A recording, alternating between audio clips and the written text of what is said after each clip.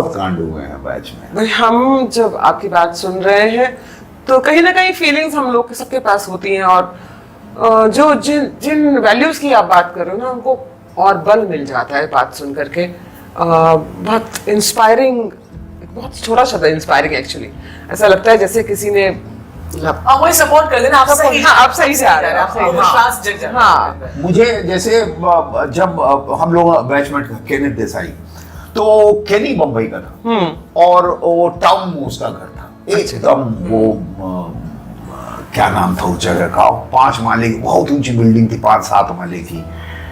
उसके घर के ठीक सामने वो जैन लोगों का जो है मंदिर बना है, बहुत बड़ा बड़ा।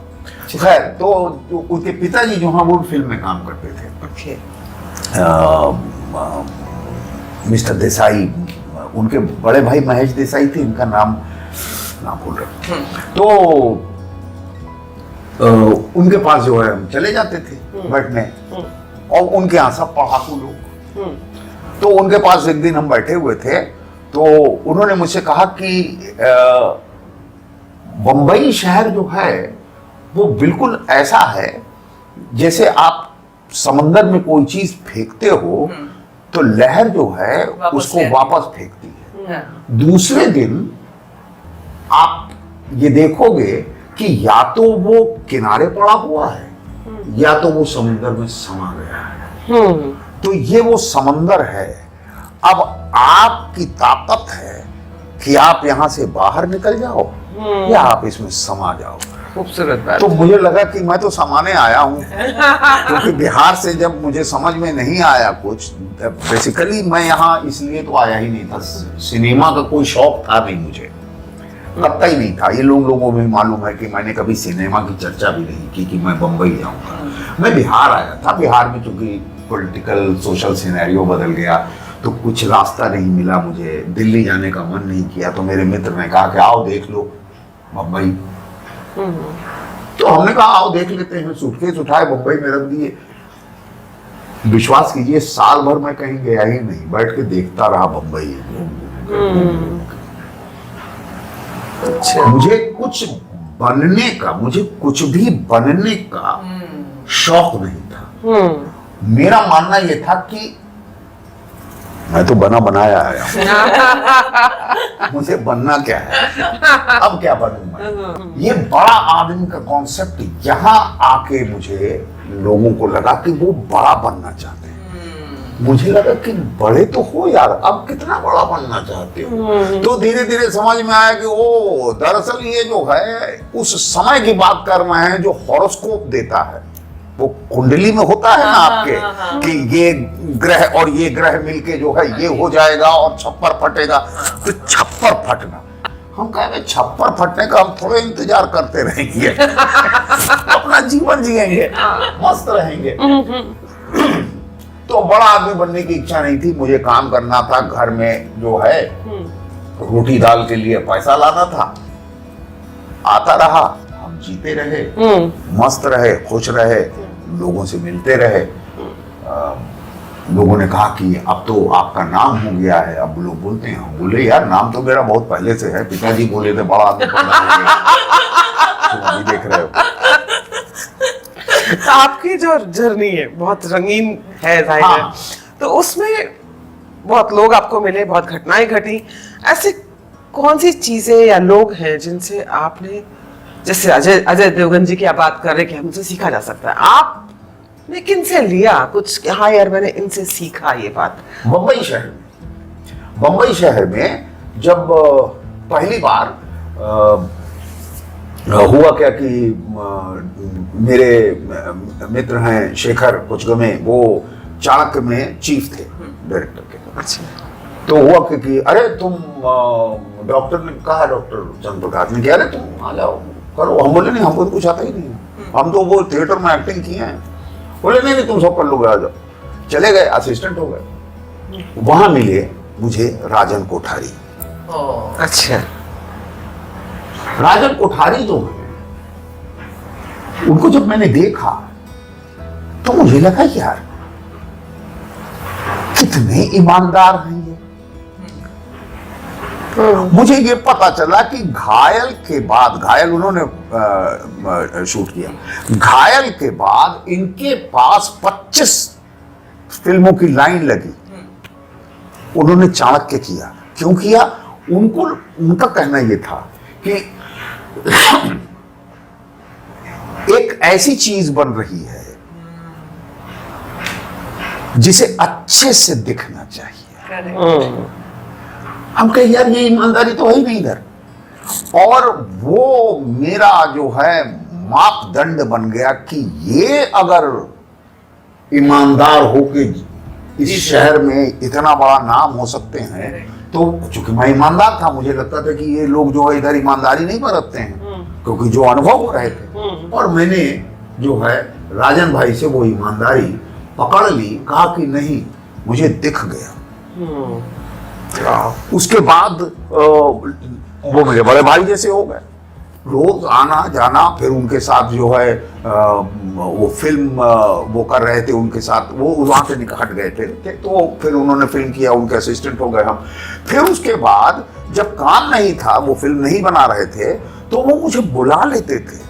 अरे बुलाओ यार, उसके पास पैसा होगा नहीं होगा, कैमरा में बुला लेते थे। और हम पूछते थे, अरे यार ये हुआ सोलर लाओ, हम बोलिए सोलर, बोले आप खड़े रहिए। अच्छा। तो आप ऐसे आदमी को, ऐसे व्यक्तित्व से मेरा परिचय हुआ और मैं आज तक नहीं भूल पाया, क्योंकि वो हमेशा अंदर रहते हैं। मैं बहुत कम उनकी चर्चा करता हूँ, क्योंकि वो बहुत ही अद्भुत व्यक्तित्व थे और कमाल का उनका हाथ था, काम था कैमरे पे। तो वहीं पे मुझे 2 लोग और मिले जो मेरे मित्र बने और जो आज भी हैं, और वो मेरे पीछे की ताकत रहे हैं। जब क्राइसिस हुआ तो वो दोनों मेरे पीछे बिल्कुल जैसे खड़ा हो जाता है कोई, वैसे खड़े हुए। एक का नाम है विजय अरोड़ा, जो कैमरामैन हैं, प्रोड्यूसर हैं, डायरेक्टर हैं, उनको नेशनल अवार्ड मिला है, 5-6 पंजाबी फिल्में बनाई हैं उन्होंने। और दूसरे जो है साउंड इंजीनियर हैं राजेंद्र हेगड़े। ये दोनों खड़े रहे। ऐसे कई लोग हैं और जो मिलते रहे हैं, और ये लोग जो हैं वो वाकई मतलब जीवन के हिस्सा बन गए। हाँ, और उस हिसाब से देखें तो अब बहुत मन करता है। मुझे पहली फिल्म देने वाले गोविंद हिलानी एक दिन शूटिंग पे जा रहे थे, उन्होंने कहा लगाओ मनोरंजन को फोन लगाए, पत्नी मेरी मनोरंजन, तो उन्होंने फोन पे कहा, अरे इसका मुंह पे जो है ना सोलो टेप बांध के भेजा करो, बहुत बोलता है। उनके साथ हम जाते थे शूटिंग पे, तो आनंद लेते रहे। और बहुत मतलब उन्होंने, यानी देखा जाए तो द्रोह काल, ये 94 में आई थी ये फिल्म, उसमें इंट्रोड्यूस किया था और बहुत आनंद आया और बहुत मानते थे वो। बहुत अद्भुत व्यक्तित्व और डायरेक्टर हैं वो। अगर आज के बच्चों को अगर आप कुछ कहना चाहें तो क्या होगा? वो मानेंगे नहीं। हमारे हिसाब से जीवन में यही चीजें हैं जो मैं गिना रहा हूँ: ईमानदारी, अनुशासन, कमिटमेंट, सिंसियरिटी, बस। ये चीज अगर आप बांध लें तो अभिनय आपसे कभी नहीं छूटेगा। यही है अभिनय करने का गुण। जब ये गुण आपके अंदर आ जाएगा तो आप उस चीज से बेईमानी, कुछ भी करोगे बेईमानी नहीं कर पाओगे, कभी उससे झूठ नहीं बोलोगे। डिसिप्लिन उसका एक इंग्रेडिएंट है, कमिटमेंट, बोले तो वो करना है, सिंसियरिटी। तो ये चीजें जो हैं लोगों को समझ में ही नहीं आता। यही व्यक्तित्व रचता है आपका, इसी से पर्सनालिटी डेवलप होती है। तो कहते हैं इसके अतिरिक्त बताने को कुछ है ही नहीं। और बंबई शहर में अगर आए हो फिल्म लाइन में, तो पेशेंस जो है, संयम जो है, अगर नहीं है तो वापस चले जाओ। यहां कब आपको काम मिलेगा इसकी गारंटी भगवान भी नहीं लेता है।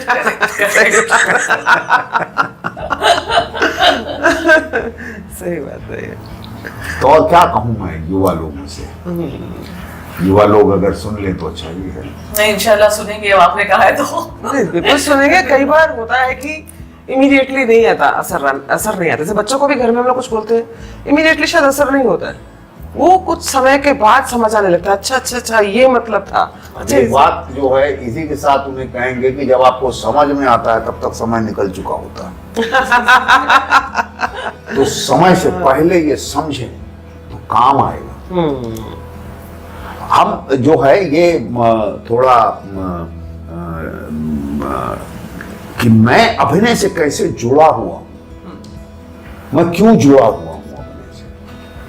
सोचिए आपकी एक आदमी मूलतः इतने दिन से अलका ने मुझे देखा है, ये इसको मालूम है कि ये आदमी सॉफ्ट नहीं है, ये एरोगेंट है, इगोइस्ट है, इसको वो एक ही मारो काटो हटाओ तोड़ो, ये दिमाग में आता है।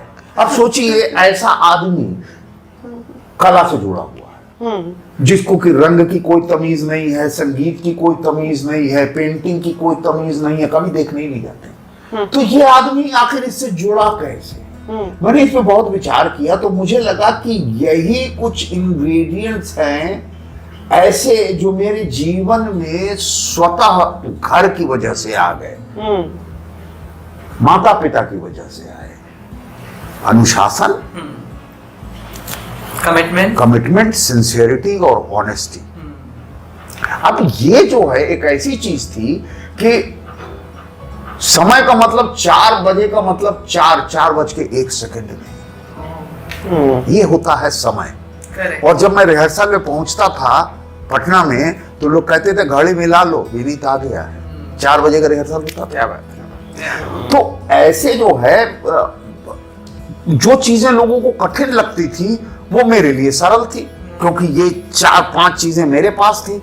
और एक चीज और जो थी कि स्कूल से घर पिताजी चल के आए साथ लेके और बोले कि 20 मिनट लगेगा। 20वें मिनट में घर का कुंडी बज जाना चाहिए। अच्छा, 21वें मिनट पे सवाल हो जाएगा कि कहां थे। अरे वाह। हम लोगों को दाएं बाएं ताकने की इजाजत नहीं थी, नाक की सीध में चलो, क्योंकि जब चल रहे हो तो चलो। अब ये मेरे अंदर जो डिसिप्लिन का पहला विद्रोह मेरे पिता से हुआ कि आपका डिसिप्लिन मैं क्यों फॉलो करूं। लेकिन वो पिता है, वो तो मतलब तो हुआ क्या कि जब भाई का स्कूल का टाइम बदला तो हुआ क्या कि मुझे लगा कि यार देखना चाहिए इधर उधर क्या है, लेकिन टाइम तो 20 मिनट है। तो मेरे दिमाग में आया कि अरे ये पार्क है ना, तो हम लोग ऐसे आते हैं तो 20 मिनट लगता है, उधर से अगर हम सीधे घुस के इसको हम दौड़ के पार कर दें तो मेरे पास 3 मिनट और बच जाएगा, 4 मिनट। मैंने किया, मेरे पास 4 मिनट 3 मिनट 4 मिनट बचा, मैं एक गली में घुसा। अब आप सोचिए कि सीमित समय में खोज करने की आदत हो गई। अभिनय यही है कि सीमित समय में ही आपको खोज करना पड़ता है। ये जीवन में मुझे मिल गया अपने आप, और शायद यही वजह है कि मैं इससे जुड़ा रहा, क्योंकि सब चीजें आसानी से हमें मिल जाती है। बहुत बढ़िया। हमने कहीं भी नहीं सीखा, विद्रोह भी किया पर अनुशासन भी पालन किया, सब कुछ किया और खोज भी हुई। भाई तो हम लोगों का जो नाटकों में जब हम लोग करते हैं तो एक अनुशासन है, और उस अनुशासन के अंदर रहते हुए आप खोज करते हो। टाइम फिक्स है, उस टाइम के अंदर आप जो है खोज करते हो। ये नहीं कि जी अगले साल खोज कर, ना अभी करनी है, इसी में खोजना है। तो ये सब चीज जो है बड़ी आसानी से मिल गई मुझे, और मैं लगा रहा और धीरे धीरे आनंद आने लगा तो वो मेरे खून में उतर गया, और अब जो है उसके अलावा कुछ हम जानते ही नहीं। तो ऐसे जो है मुझे लगा कि शायद ये सारी वजहें हैं। तो मैं नए बच्चों को बताना चाहता हूं कि जो आदमी अभिनय का या कला का कुछ नहीं जानता समझता है, वो 50 साल से कर रहा है सिर्फ इन्हीं 5 चीजों के बूते पर। तो इसलिए मुझे लगता है कि वो अगर इसे समझें तो अभिनय तो समझ ही जाएंगे, काम मिलना तो नहीं। और ये सारी चीजें हर काम में चाहिए, हर काम ये सिर्फ अभिनय ही नहीं, हर जगह आप जो चाहिए। भी कुछ करें जीवन में ये बेसिक्स चाहिए। बिल्कुल सुखी रहने का आई थिंक ये बहुत हाँ, बड़ा फॉर्मूला है। फॉर्मूला। आप अपना बेस्ट कर रहे हैं, हाँ। बस। बिल्कुल करेक्ट। बिल्कुल। विनीत जी, आपको कुछ कभी गुनगुनाते हैं आप? नहीं, अरे बाप रे, भाग जाएंगे लोग, बोले ना सुर ताल नहीं है, पेंटिंग की समझ कोई बात है। नहीं, लेकिन आप नेशनल स्कूल ऑफ ड्रामा से भी तो हैं। अब मैं बोल नहीं पाता हूँ, लेकिन